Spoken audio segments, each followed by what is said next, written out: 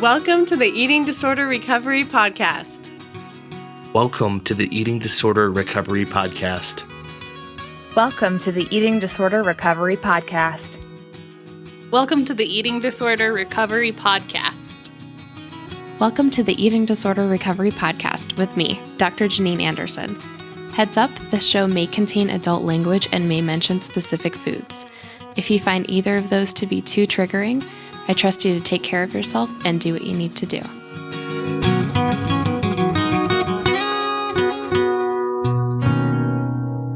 This podcast is sponsored by IDI Care. IDI Care has provided PHP, IOP, and outpatient treatment for all genders 18 and over since 2001.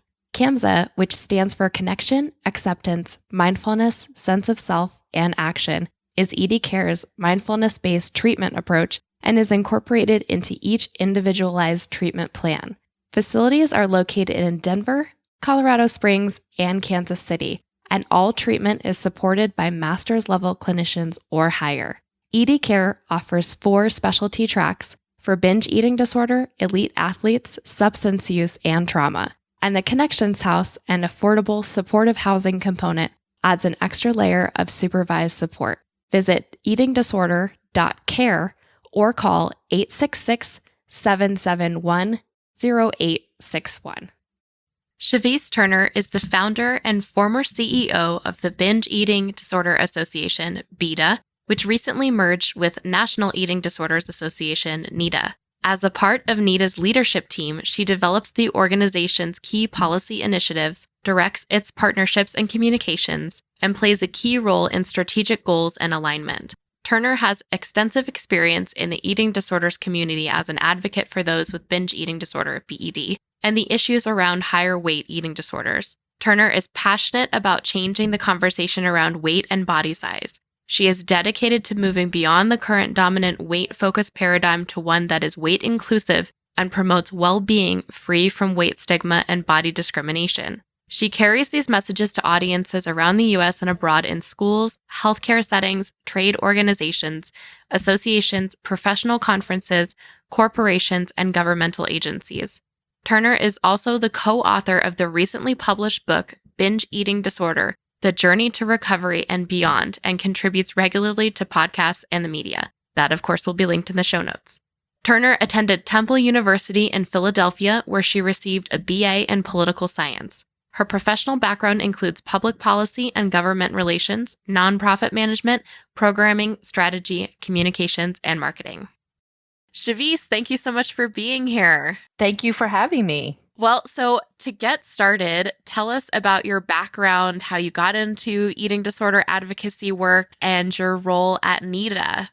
I am a person who considers herself an expert by experience, which is a term that's being used more and more in the advocacy community. And I had eating disorders pretty much the majority of my life until I found recovery in my 40s. I'm now 51, and I got into the field after a background which included political work and nonprofit related healthcare work in the oncology field and the pharmaceutical industry, and really kind of got my feet wet there and learning how to do government relations and policy and lobbying and that sort of thing. And as I worked through my life's journey with eating disorders, I, at a point, realized that I really wanted to dedicate my professional life to this as well. And so in 2008, I formed and founded the Binge Eating Disorder Association.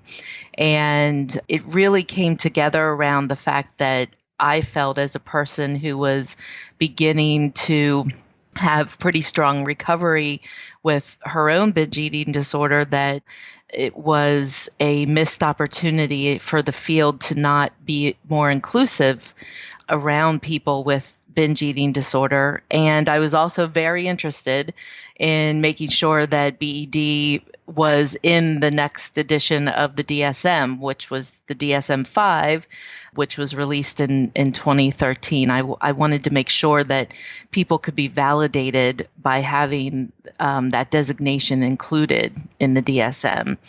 And so that was a very important start for me. And we started a national conference, and we in 2011 began National Weight Stigma Awareness Week, and we really worked on issues that were inherent to binge eating disorder, but also to all people who are in higher weight bodies and have eating disorders.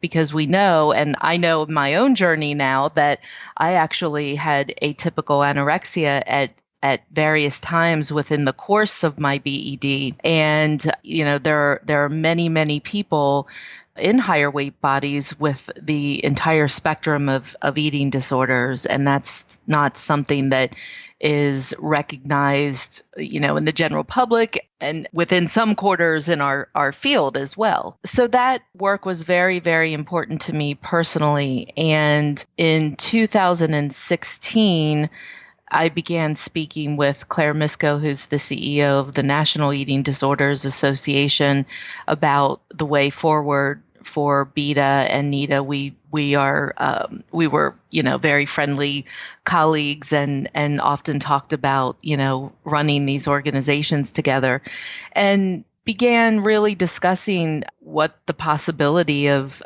coming together might look like, because it was very important to both of us that we begin to repair what is a very fractured field.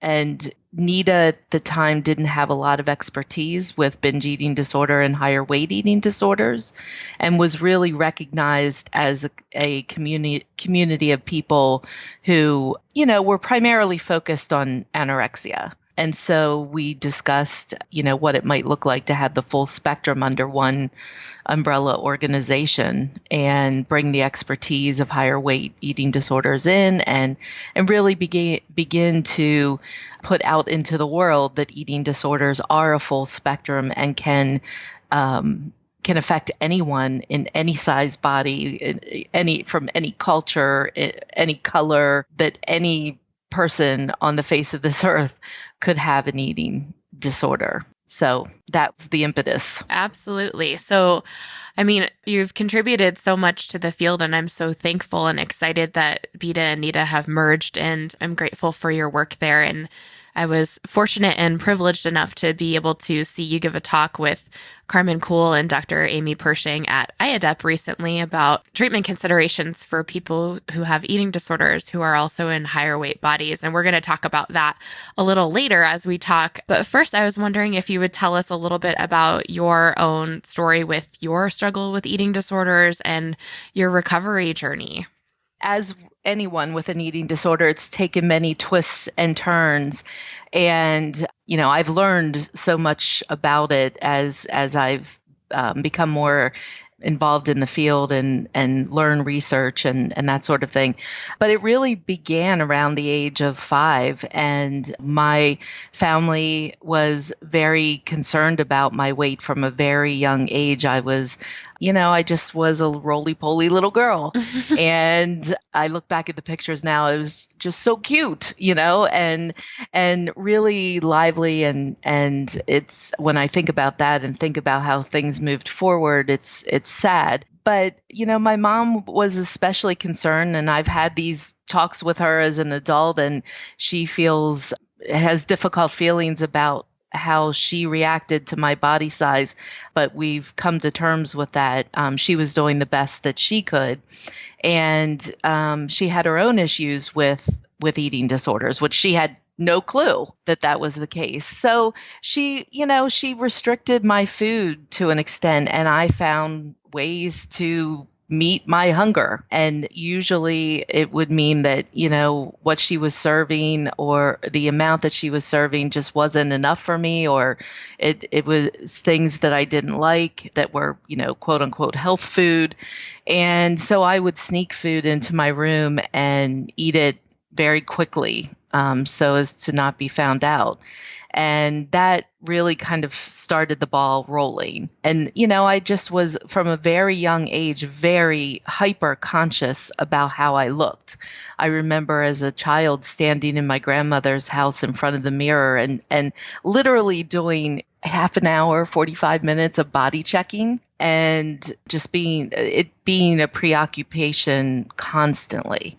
So as time evolved, the efforts to keep my weight lower were not successful. And so I went through a series of physicians putting me on diet pills and going in and out of Weight Watchers from a very young age. And then into my teens and my 20s, trying to address the binging by restricting, going on diets, going through weight management programs, which I look back now and I see that they really helped me perfect my eating disorder, because all of the behaviors I was using were eating disorder behaviors. And so, it was this constant cycle of gaining weight and losing weight and binging and restricting. And I see now that there were long periods of restriction that resulted in a great amount of lost weight over time, over short periods of time. And for some time in my teens and 20s, I tried to deal with the eating disorder by engaging in abuse of alcohol and drugs. That didn't work, surprise, surprise. Right.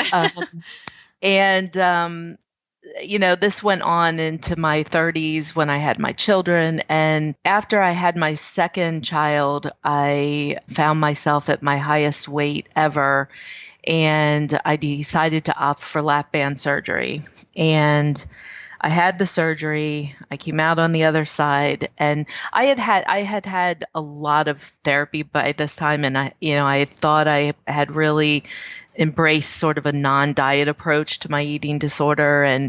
But I was so distressed by this additional weight gain and how I felt around my body as a new mother. And I had some health issues that had occurred during my pregnancies. And so I opted for lap band, and I see it as, on one hand, a huge mistake. And on the other hand, it was the thing that actually propelled me into the journey that would become my recovery.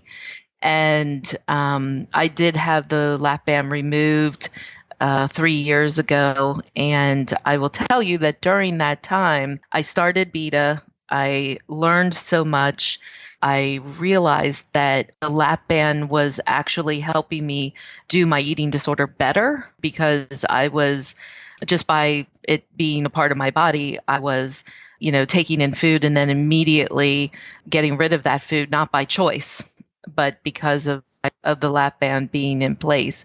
And for a minute or so, I was really happy about that eating disorder voice. But ultimately, it really got me propelled into very good treatment and learning about how weight stigma was a big part of my journey, and that internalization of weight stigma also kept my eating disorder in place. So, I now feel like I am in very good, strong recovery. Many of those behaviors just are, so they feel so far in the distance. But as with anyone who has had these types of eating disorders most of their lives, you're always being challenged. I'm grateful for the journey and everything I've learned. And it's a part of my life that will probably always be there in one form or another, because of just the duration of how long I've had these eating disorders. I so appreciate you sharing. Sure. Yeah, your story is incredible. And I bet that there are so many people who are listening to this who can really relate to a lot of parts of that. One part I wanted to ask you more about is, how did the internalization of weight stigma fuel the eating disorder? Well, when you hold a certain set of values around body size, you are going to believe that your body if it is a fat body, and I use the word fat not as a pejorative, but as something that I embrace. It's just a way to refer to my body. And so our culture really deems fat bodies as bad bodies. And if you believe that, and you ultimately believe that you're a bad person because of that moral value around body size, that's going to affect your ability to put aside eating disorder behaviors that are all in the pursuit of thinness. And so that's what weight stigma was for me. And that internalized bias really kept me ill. I could do all the CBT, ACT, I could do all the CTs in terms of the type of therapeutic approaches that I wanted. But until I could address weight stigma and weight biases as actually recurring traumas in my life, because every day I had to deal with them from myself and from the outside world, I couldn't stop using those behaviors. And so I think that this is a big, important piece of what we usually miss in treating eating disorders across the spectrum, because we all have these biases, and it is something that as a community we really need to talk more about and integrate into our therapeutic approaches. Yeah, I mean, I'm so glad that you brought that point up, because I think that there are a lot of people who want to, and we all need to do so much better with directly addressing weight stigma as part of the recovery process for everyone, regardless of your size and whatever eating disorder symptoms that you're dealing with. And it is so important. And especially it's really important for us to recognize, like, for example, my recovery looks different than other people's because I hold a certain amount of thin privilege. And so I don't experience at these day-to-day traumas because of the way that my body is. And it's really important for providers to acknowledge that people are experiencing the world differently, and sometimes in a worse way because they are in a higher weight body. And so I'm so thankful to people like you who are really pushing the conversation and want everybody to participate in it, because we need to. I did want to ask you, you kind of mentioned this, but what do you think was missed? What went wrong in your eating disorder recovery journey because of, weight stigma, and in general, people just not being informed enough about that?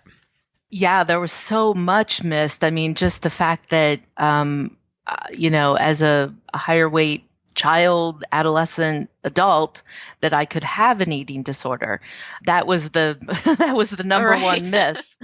So it's very interesting, because I think you and probably many of your listeners may know Jenny Schaefer, who is an advocate who has been in the field for a very long time and who has a history of anorexia and trauma. And Jenny and I were just speaking a couple of days ago, and we were sharing our stories together. And what was so fascinating is that she and I have almost mirror stories, in that she binged and had anorexia. I binged and had anorexia and binge eating disorder, which, depending on how these things play out, could really be one and the same disorders, just they were parsed out differently. But she and I essentially were engaging in the same behaviors throughout our eating disorders. She's in a thin body with thin privilege, and so she was sent to treatment for her eating disorder. I was in a higher weight body without thin privilege, and I was sent to weight management programs. Right, where they basically prescribed you eating disorder behaviors. Exactly. And even in weight management programs that were part of eating disorder programs.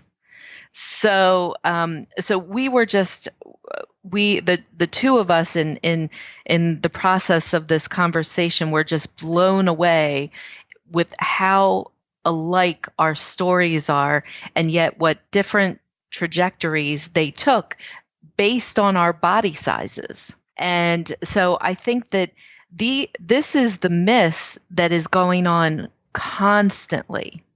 And even for people in higher weight bodies who are diagnosed with binge eating disorder, they're still often sent into weight management programs with full knowledge that there's an eating disorder, or they're sent to bariatric programs. Right. It infuriates me. Yes. Yeah. So you would have to do a whole analysis to see what the long-term outcome is of this. And we think we know without the research, but hopefully someday that research will make its way to the forefront. But these are really the big misses that in general, people don't recognize eating disorder behaviors because as a society, we're just not educated in this. Hopefully that's slowly changing. But then when you add in the component of even just quote unquote normal size bodies and eating disorders, those are often missed as well because people assume that you have to be underweight to have an eating disorder. Right. It's so frustrating as somebody who's recovered and as a provider to see how it's confusing. And I can hold some sympathy and empathy for why it could be confusing if you don't have training. But to me, I just really want to get the word out to everybody and providers and people who are recovering that being in a higher weight body does not equal BED. And likewise, being in a thin body does not equal anorexia. And all of that stuff is not as connected as we thought. And that we have to be really careful in how we approach people and really asking genuinely about what is going on for them. And, Carmen Cool was on the podcast a while ago, and I just adore her. And one of the things that she really firmly believes and says is that binge eating disorder is a restrictive disorder. Absolutely. Because you don't have that full permission to eat whatever. And you're constantly hearing that back from our culture. It's pushing on you. And I also really want to challenge everybody out there who's listening who does have more of a restrictive eating disorder and is in a thinner body, because it's so common for people to have internalized weight stigma and fat phobia and have fear around, quote, becoming fat. But I think we all really need to compassionately challenge ourselves to let go of that narrative, because it's so harmful to people who are in higher weight bodies. It harms everybody. It really does. Yeah. Yeah, Carmen, I adore Carmen as well, and she's exactly right. And I talk about this all the time, that binge eating disorder is a restrictive eating disorder. And if you talk to people in the field who are clinicians who have been doing this for years and years, like Amy Turner or Carmen or Wendy Oliver Pyatt, who has started the Oliver Pyatt Eating Disorder Center in Miami, who's an advocate of folks with binge eating disorder, they will tell you that people with BED are some of the most difficult when they're in treatment to get them to eat the proper amount of food. And it is because they are always in a restrictive mindset, and society is telling them if they're in a higher weight body, society is telling them they're right. That is what you should be doing. And so to have a clinician, I remember when a clinician said to me, a dietitian, you need to be eating at a minimum 2,400 calories a day. I almost fell off my chair because I was used to, if I wasn't binging, I was eating 800 to maximum. I mean, this was like a really bad day, was 1,200. And that is anorexia level. Yeah, definitely. Mm-hmm.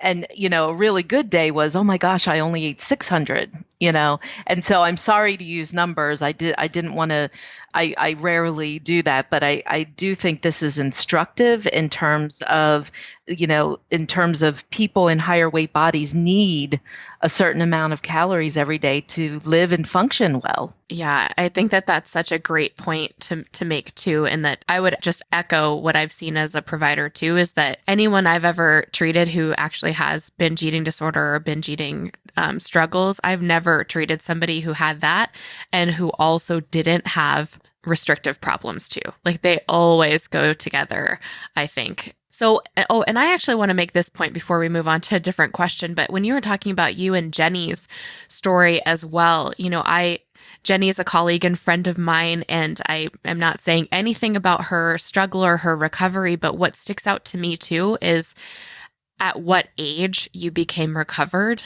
and just how I'm sure that the way that you were treated because you live in a higher body prolonged your eating disorder. And that makes me furious too.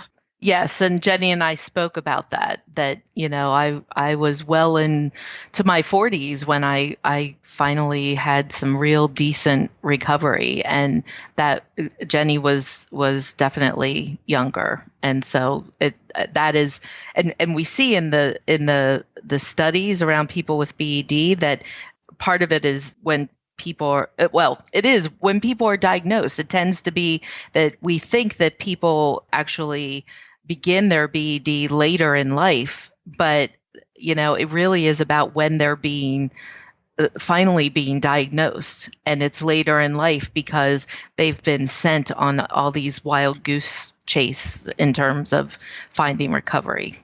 What do you think some of the things are that need to change in the field and among people in the recovery community who are trying to recover themselves? What kind of change do you want to see? I definitely want to see the research community listening to experts by experience. I see so many studies in BED that are just, they're made with the same biases and assumptions.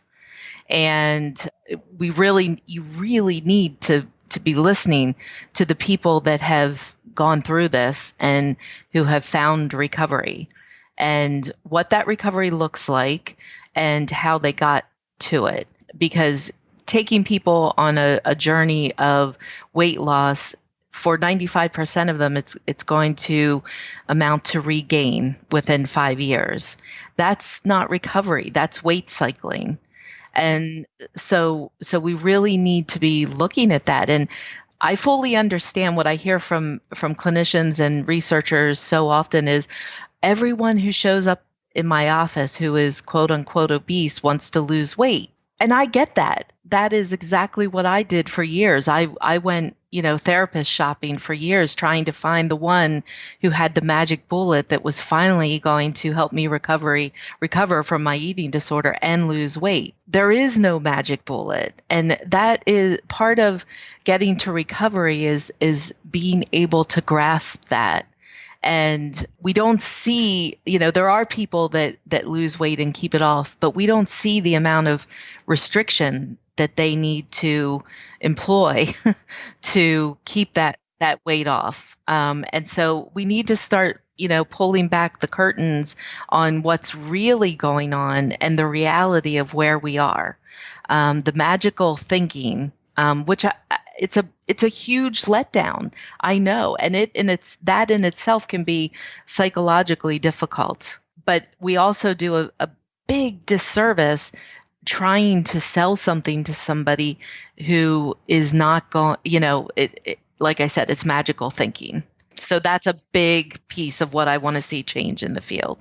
I'm just thinking about how many times I've been fired because I can't be the provider, which is okay, because I can't be the person who helps people lose weight. And I think it's really valuable to have your perspective on both why I can completely understand why people are seeking weight loss, because it's so culturally reinforced and praised and enforced by the medical community and connected with all this health fear.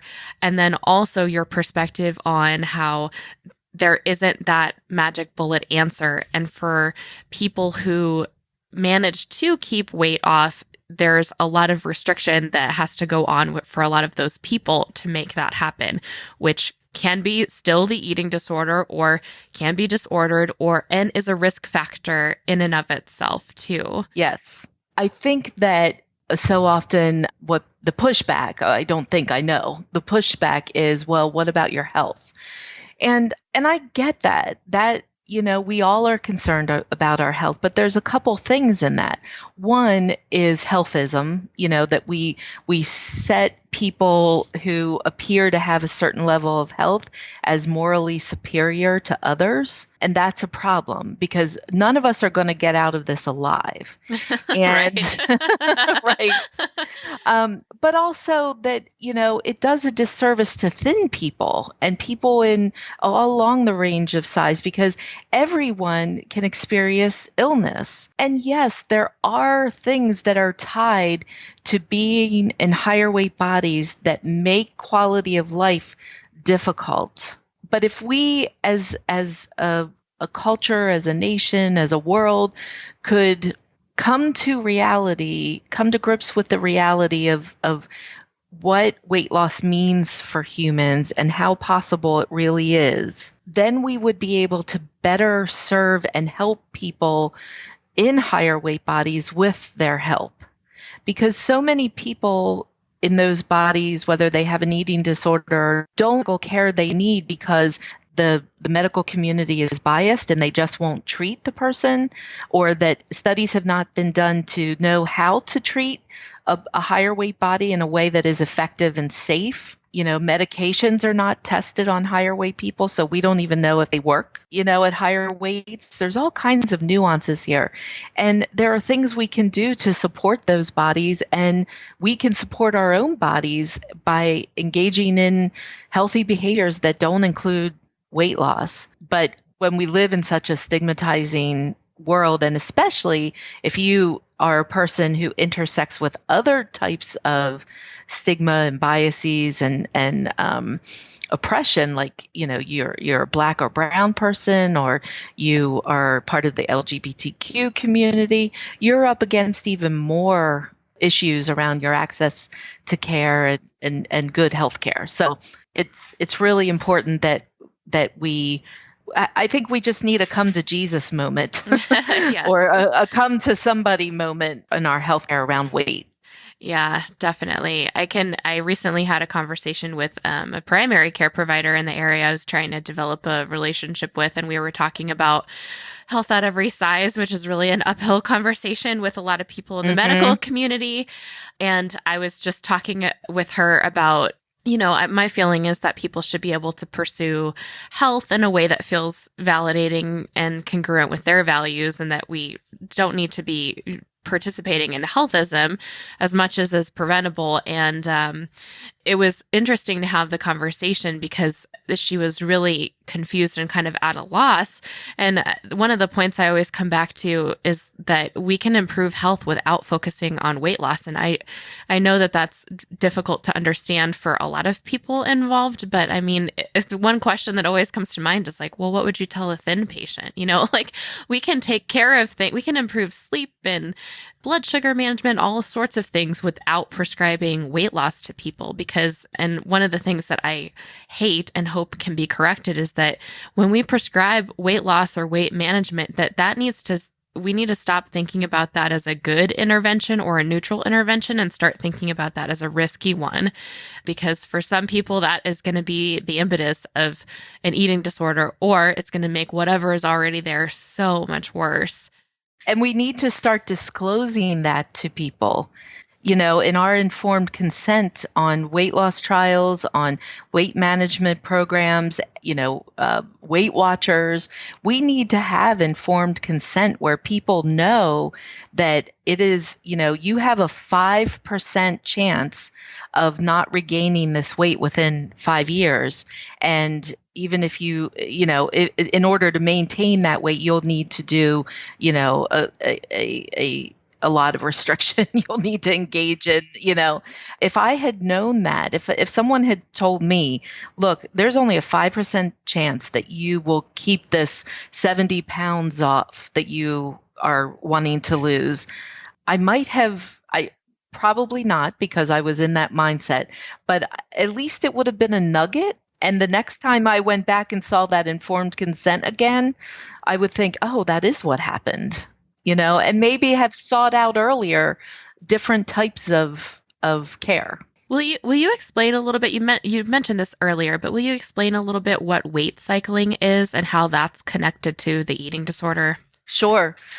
Weight cycling is just the process of losing weight and gaining it back. And I believe the statistic is about 20% of people, they will actually gain back more than they lost. So, and this is just the body's natural, there was a time when food was not abundant. And the body had to do a lot of work to maintain its weight because food was not regular. And so the body actually goes into a mode where it thinks it's being starved when you're on a diet. It doesn't know if it's a famine or a diet. And so there is a set point theory where, there is a theory that the body has a weight that it always wants to be at, which, I've seen people really see both sides of this. But weight cycling really is, once you start dieting, your body is going to always want to push you back up to the weight that you started at because it thinks that it's protecting you. And so it's really important to know that this is actually a function of biology that helped save our species over time. And now we're fighting it. We live in a much different food environment and so forth, but that piece of us has not, it has not evolved. And so, we're at a difficult time in how to deal with that. But my suggestion to people, especially people with children, is just please don't start your child down that road, because that very first diet is going to set you up for a lifetime of weight cycling and restriction. Yeah. And I also really want to challenge people to please stop the narrative of fatness equals badness, because it's harmful to everyone. It's especially harmful to people in larger bodies. It's just a horrible thing that's so normalized. And I know I will apologize and admit that, of course, I participated in that for a lot of years. And that's what a lot of my fear and my eating disorder was about. And we have to get rid of that. So especially if you're a parent, really have so much compassion for you and really hope that that's something that you can be teaching your children, is that fatness does not equal badness. It's neutral. It's just a body. Kind of on that note, what would be helpful for people who do have thin privilege so that they can be allies for people in larger weight bodies who are recovered or are trying to recover? I think that the number one thing is to examine your own biases, and that is where the work begins. And to just do a little experiment, walk out into the world and notice how many times you see information about fatness and how it's portrayed. Notice when you're sitting down to lunch with some colleagues or friends, how many people make excuses for what they're eating or what they're going to buy to eat, that they're going back on their diet tomorrow. That just notice the diet talk. Notice when you're watching TV how many jokes and little comments are at the expense of fat people. Notice in your own family what the messages are. And none of us are 100% good at this. Every year if you go, there's a Harvard website where it's an ongoing study where they're looking at internalized biases and many different kinds. And one of them is weight bias. And if you just Google Harvard weight bias, you'll see it's the implicit bias project, I think it's called. I'll link it in the show notes too. Yeah, for that listeners. Would be great. I take that every year because I do this work. This is my professional and personal life, and I usually show it in talks I give that I still have deeply held implicit biases around weight and fat people. And I am a fat person, and I do this work every day. And so it's really important to acknowledge that it's there. It's very difficult to get rid of, but we have to keep doing the work. And we need to keep checking ourselves. And so as allies, just being able to admit that, look, biases are a part of me and I'm really working on this, to say you're sorry when somebody in a fat body tells you that what you're doing is hurtful or biased, and being able to say, you know what, thank you so much for offering me that wisdom, and I'm sorry that I hurt you. And in public forums, being able to stand up to the bullies and the people who are fat shaming and really horrible. There's horrible things that go on online and elsewhere around fat bodies. But, being able to stand up for your fat friends and fellow citizens, So I think that those are really important things, getting to know the science and understand, health at every size is something that people seem to either really embrace or completely misunderstand and just make huge assumptions about.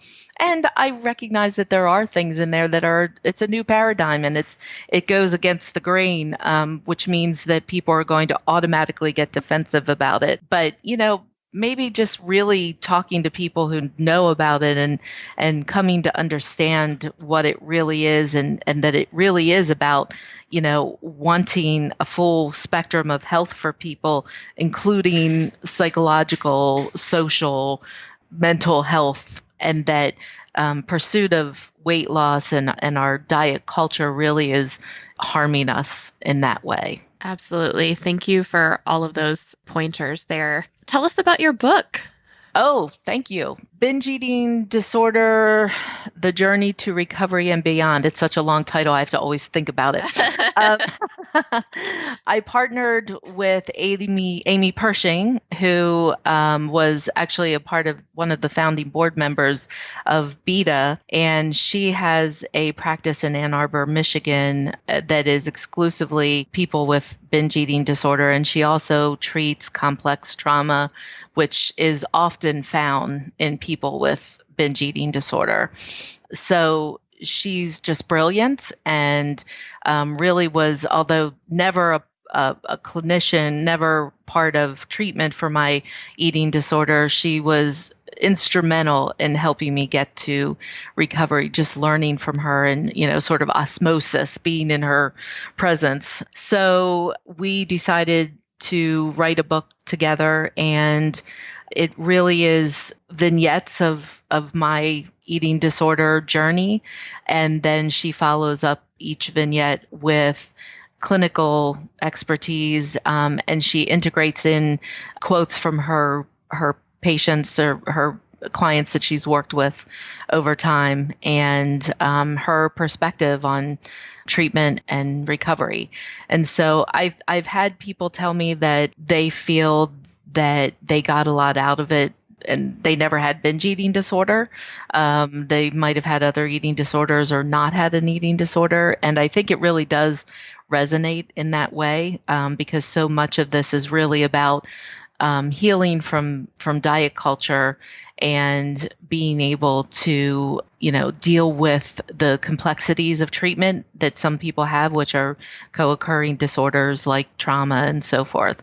So Amy, like I said, is just brilliant. And my piece in it is really just to allow a glimpse into what the disorder looks like in reality.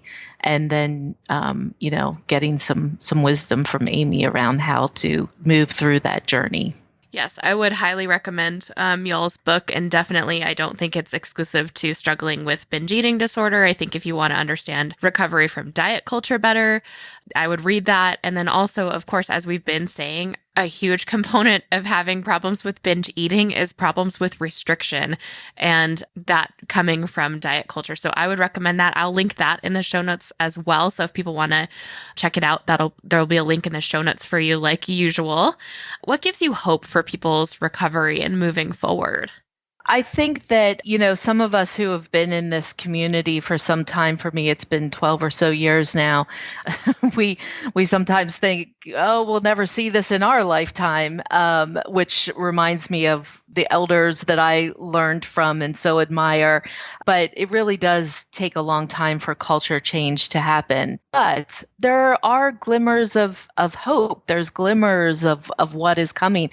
Just the fact that you have a podcast and are willing to talk about these things is hugely hopeful to me, if that's even a correct sentence. But, when I started doing this work over a decade ago, there were no podcasts talking about binge eating disorder or higher weight eating disorders. There were no books. There was nothing. And I am doing, along with NEDA, a lot of work in the public policy space and really, trying to address the fact that eating disorders are a serious public health issue. And we're challenging diet culture and the obesity, epidemic and how it's being handled. And so I think that all of that work and the work of so many, individuals and parents and organizations are really bringing eating disorders into the light, where there's starting to be conversation recognizing that we have this whole host of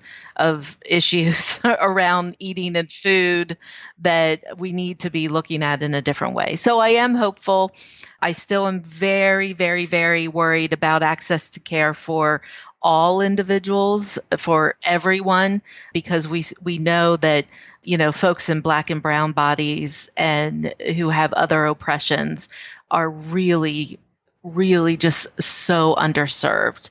That is really one of my priorities before I leave this world, that message and the policies and the work that we need to do is addressed, because it worries me tremendously. Yes, definitely. And I guess I want to share a little bit with the audience and just personally thank you publicly, because you're one of the people who has influenced me from afar and inspired me to get more involved at a different level because access to care is like one of my deep, deep, deep passions in life. My practice is all insurance-based, Medicare and Medicaid, commercial insurance, all of that, because we really want for people to be able to get treatment, regardless of any of their identities or whatever they're struggling with. And you've inspired me to get more involved in terms of public policy advocacy. That's great. Yeah. So I'll be taking that on in the future. I think probably getting more and more involved with that.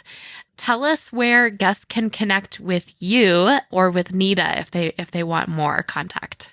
Sure. I will gladly give you my email address, which you're welcome to put up at the end of the podcast, but it's cturner@nationaleatingdisorders.com. I do have a Facebook group for our book, which is facebook.com BED Recovery. And if you go on social media and Google me, you'll find me all over the place. So feel free to reach out. Yes. Chevese, thank you so much for being here. I really appreciate all that you were willing to share, all of your ongoing efforts and all the efforts that you've already put forth. I am so appreciative to be a part of a field that has you in it and to really have the time to talk with you today. I appreciate your message and think it's so important. So thank you so much. Anytime you want to come back, of course, you're welcome to come back on the podcast. Thank you so much. It's wonderful to have this outlet, and I appreciate all the work you're doing as well.